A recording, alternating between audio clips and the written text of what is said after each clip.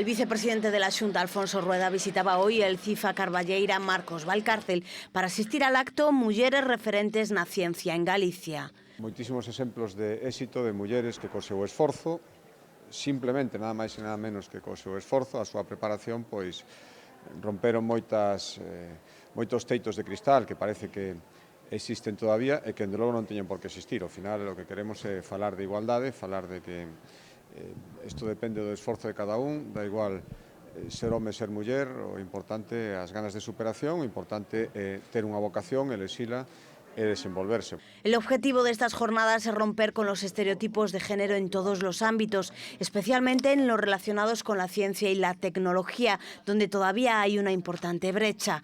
Y para ello, nada mejor que predicar con el ejemplo. El de la catedrática en farmacología y premio María Josefa Wonenburger, Mabel Loza, y la catedrática en inmunología y directora del Centro de Investigaciones Biomédicas de la Universidad de Vigo, África González.